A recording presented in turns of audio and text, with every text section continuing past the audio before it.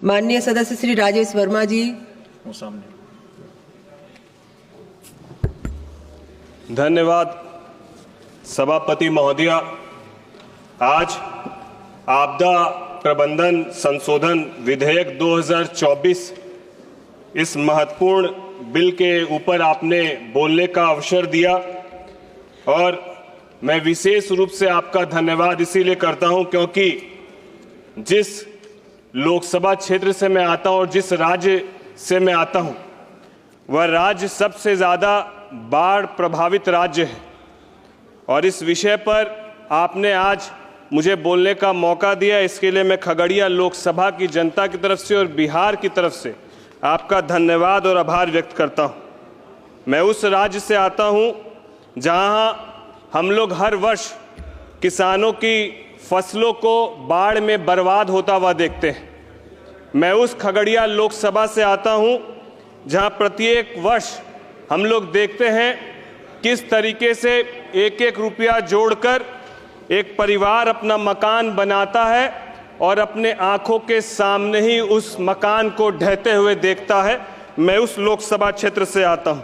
मैं प्रत्येक वर्ष सभापति महोदया छोटे छोटे बच्चों को और परिवारों को सड़क किनारे बिलखते हुए देखता हूं जब वो अपने घर से बेघर होते हैं। जिस तरीके से एक चिड़िया तिनका तिनका जोड़कर अपना घर बनाती है और किस तरीके से एक बार में यदि उसका घर उजड़ जाए तो उसको क्या महसूस होता है, वही मेरी कॉन्स्टिट्यूएंसी के लगभग एक बड़ी आबादी महसूस करती है जब वो तिनका तिनका अपना जोड़ती है और अपने घर को ढहता हुआ देखती है। और मैं उनके लिए कहना चाहता हूं कि यूं ही नहीं मिलती राहों को मंजिल, एक जुनून सा दिल में भरना पड़ता है।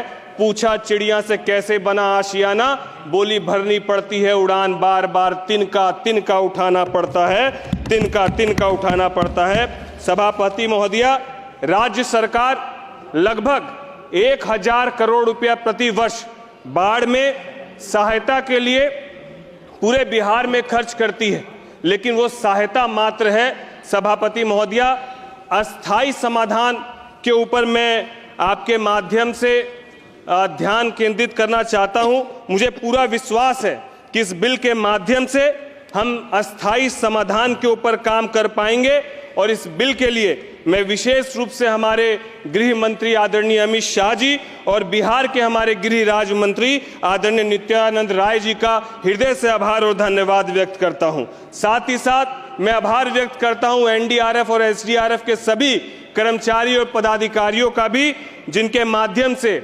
एनडीआरएफ की स्थापना के बाद से अब तक लगभग 1,55,000 परिवारों को उन्होंने बचाने का काम किया है और लगभग 8 लाख फंसे हुए लोगों को सुरक्षित बाहर निकालने का काम किया है।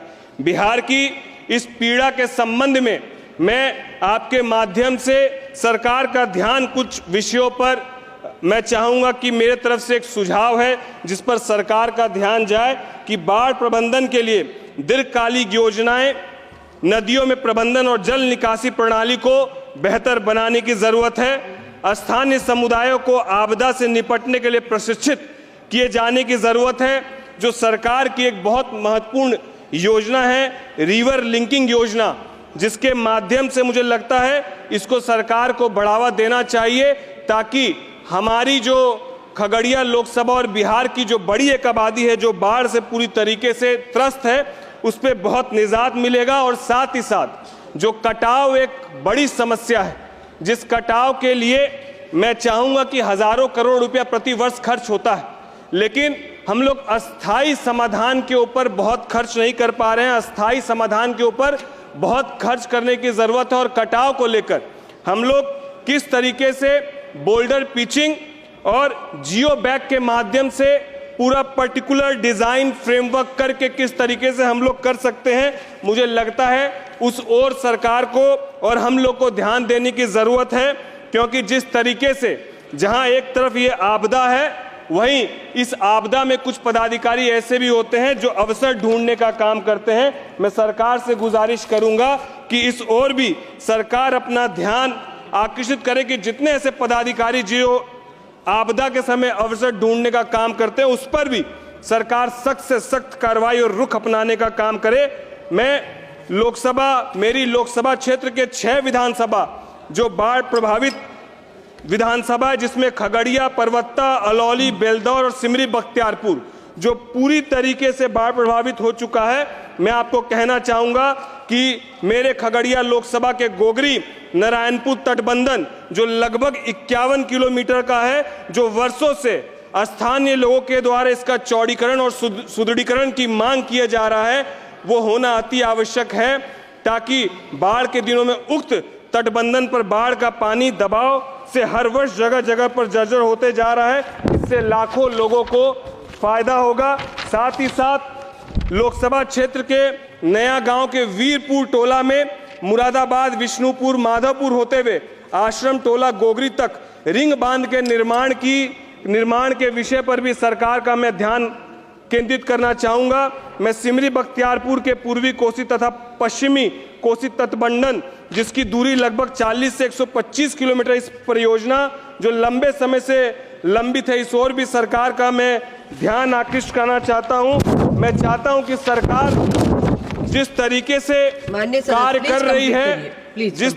कार्य कर रही है, इसको देखते हुए ही हम जैसे पहली बार जीत के आने वाले सांसदों का न केवल मनोबल बढ़ा है, बल्कि हमारी लोकसभा की जनता की उम्मीदें भी सरकार की तरफ बढ़ी है। इसीलिए मैं चाहूंगा कि सरकार का ध्यान, वैसे जो बिहार यदि आज पिछड़ेपन से जूझ रहा है, तो उसके पीछे का एक बड़ा कारण ये आपदा है, ये बाढ़ है। इसको बाहर निकालने की जरूरत है ताकि बिहार विकसित हो सके।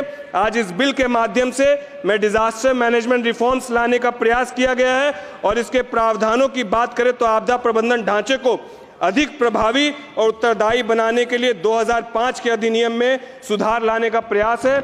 मैं सरकार का, माननीय मंत्री जी का और आपका कोटि कोटि धन्यवाद और आभार व्यक्त करता हूं। धन्यवाद।